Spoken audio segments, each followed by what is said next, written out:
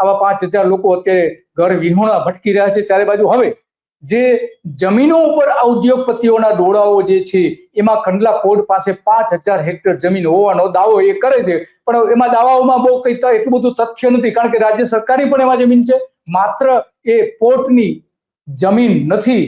તો ત્યાં શું ચાલી રહ્યું છે? હમણાં છેલ્લા 2-3 દિવસથી બુલડોઝર ચાલી રહ્યા છે, બધા જ મીઠાના અગરો ખેદાન મેદાન કરવામાં આવી રહ્યા છે કે જે સરકારે કાયદેસરના એને લીઝ આપી છે. તો એની બધી વિગતવાર દર્શકોને વાત કરશો? જી, પહેલા તો આપની ચેનલનો અમે ખૂબ ખૂબ આભાર માની છે કે અમે અમારા નાના અગરિયાઓને વાચા આપવા માટે આપે અમને તક આપી. હવે ટેન્ડર વિશે જો આપણે વાત કરવું છે, અત્યારે જે દબાણ હટાવવાની પ્રક્રિયા જે અત્યારે ડીબી દીનદયાલ પોર્ટ ઓથોરિટી દ્વારા જે ચાલી રહી છે, તો એના માટે સૌથી પહેલા એ લોકોએ 23 જાન્યુઆરી 2026 ના કચ્છ મિત્રના એક અમારા અહીંયા કચ્છનો અખબાર છે કચ્છ મિત્ર, એમાં જાહેર નોટિસ આપે છે દીનદયાલ પોર્ટ ઓથોરિટી દ્વારા, જેમાં કોઈ પણ ક્યાંનું દબાણ છે, રહેણાંકનું છે, કોમર્શિયલ છે, ઔદ્યોગિક છે, કોઈ પણ પ્રકારના એમાં ઉલ્લેખ કર્યો નથી. એક જનરલ નોટિસ આપી દીધી કે દીનદયાલ પોર્ટ ઓથોરિટીની જે કોઈ પણ જમીન છે એના ઉપર કોઈ પણ અનધિકૃત રીતના દબાણ કે કબજો કર્યો હશે તો એ ખાલી કરી દેવો અથવા એના ઉપર લેન્ડ ગ્રેબિંગની કાર્યવાહી કરવામાં આવશે. એવી એક આ general notice Deendayal port authority દ્વારા 23 જાન્યુઆરીને આપવામાં આવી. આપ જાણતા હશો કે એના પછી 3 દિવસની જાહેર રજા આવતી હતી. 24 જાન્યુઆરીને શનિવાર હતો, 25 જાન્યુઆરીને રવિવાર અને 26 જાન્યુઆરીને આપણો પ્રજાસત્તાક દિવસ.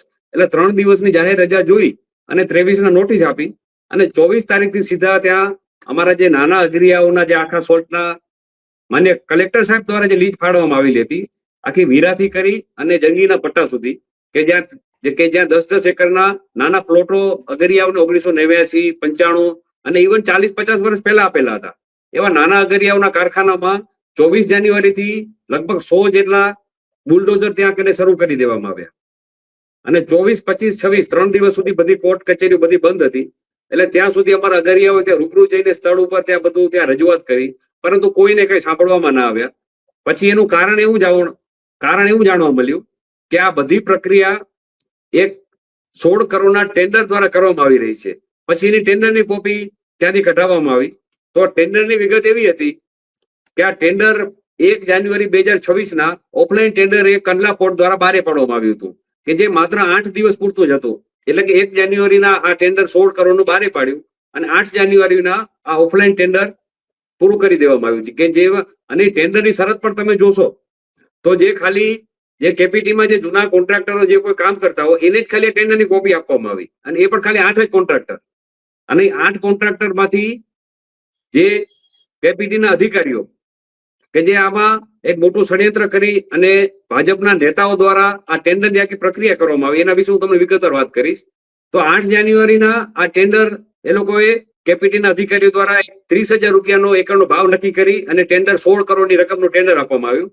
હવે ટેન્ડરની વિગતોમાં એવી રીતના લખેલું હતું કે વીરા ટુ જંગી, કે જે આખો 70 કિલોમીટરનો આખો પટ્ટો છે, આખો દરિયાઈ કાંઠો, વીરા ટુ જંગી વિલેજ, એમાં એન્ક્રોચમેન્ટ હટાવવા માટે 5,000 એકરનું એન્ક્રોચમેન્ટ હટાવવા માટેનું ટેન્ડર.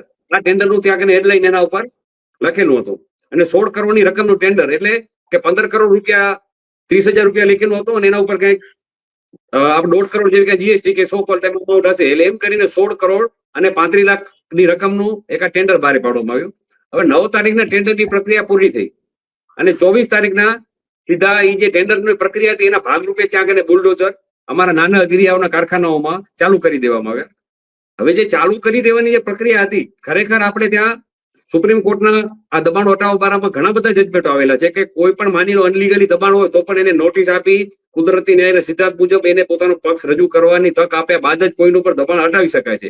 જ્યારે આ કિસ્સામાં વાત કરું તો આ કિસ્સામાં તો ઘણા બધા એવી જે 24 જાન્યુઆરીના જે ત્યાં એ લોકોએ ચાલુ કર્યું, ક્યાં કંડલા પોર્ટમાં એક IUC ના ત્યાં ટર્મિનલ છે, ત્યાં કને પાછળ ખારી રોવર વિસ્તારમાં કિડાણાના સર્વે નંબર 155 માં એક પ્લોટ નંબર 4, પ્લોટ નંબર 5 એવી રીતના ત્યાં 10-10 એકરના સોલ્ટના પ્લોટ બનેલા સરકાર દ્વારા ફાળવવામાં આવેલા છે, કે જેની લીઝ પણ હજી ચાલુ છે. અને જે લીઝ જે કોઈની પૂરી થઈ ગઈ તો એની રિન્યુઅલની પ્રોસેસ હશે, હાલે ચાલુમાં છે. પણ એમાં સરકાર દ્વારા મીઠું ઉત્પાદન કરવાની મંજૂરીઓ એમાં સરકાર દ્વારા મળેલી છે. તો આવા પ્લોટમાં 24 જાન્યુઆરીથી કંડલા પોર્ટના અધિકારીઓ દ્વારા ત્યાં બુલડોઝર લઈને ત્યાં દબાણ તોડવાની એમ કે છે કે આ મીઠાના અગરો જે મીઠાના પાડા જે બનેલા હતા કે જ્યાં અમારા દરિયાઈ પાણી લઈને જ્યાંથી મીઠું પકાવવામાં આવે છે એવા માટીના પાડા હતા. કોઈ જાતનું ત્યાં પાકું બાંધકામ, સિમેન્ટનું સ્ટ્રક્ચર, કોઈ બિલ્ડિંગ, રૂમ કે કાંઈ પણ પાકું બાંધકામ નહોતું. ઓનલી દરિયાઈ પાણી જે અમારે લેવા માટે જે કાચા માટીના પાડા બાંધવાના હોય એવા ખાલી પાડા જ હતા. તો આવા પાડા એવા પાડા તોડવા માટેનો 16 કરોડનો ટેન્ડર.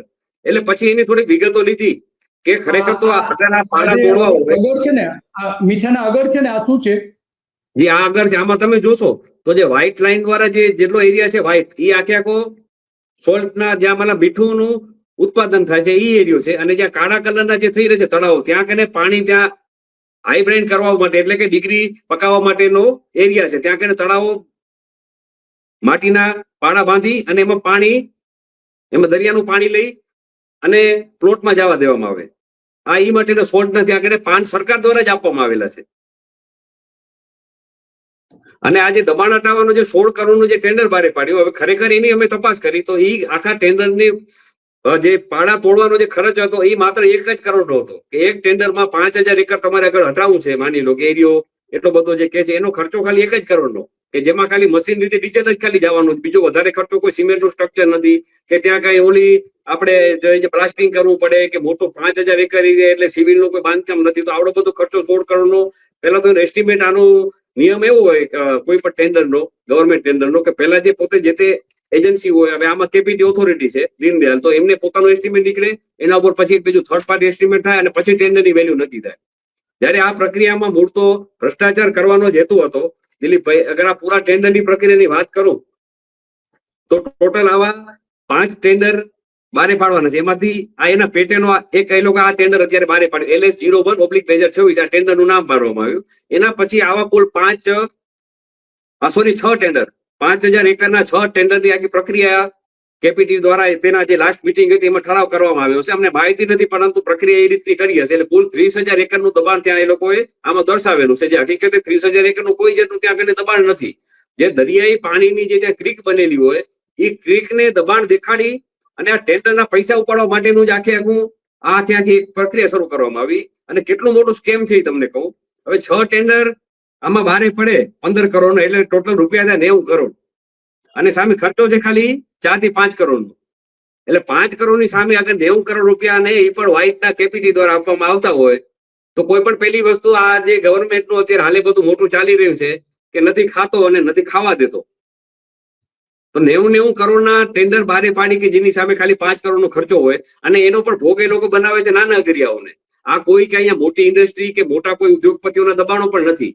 આ જે 10 એકરની પ્લોટની લીઝ સરકાર દ્વારા આપવામાં આવેલી છે જેનું તે લોકો ભાડું ભરે છે, તેમાં 4 કુટુંબ એના ઉપર નપે છે ત્યાં કને અને કોઈ પણ મશીનરી દ્વારા મીઠું નથી પકાવતું, બધું અગરિયાઓ દ્વારા ત્યાં કને મીઠું પોતે પ્લોટમાં ઉતરી કે જે તમે મીઠા માટે જોતા હશો કે અગરિયાઓ કેટલી દયનીય હાલતમાં અહીંયા કામ કરતા હોય એવા બધા નાના અગરિયાનો આ બધા પ્લોટ હતા કે જે અત્યારે લોકો તોડવા માટે આ નીકળ્યા છે 24 જાન્યુઆરીથી.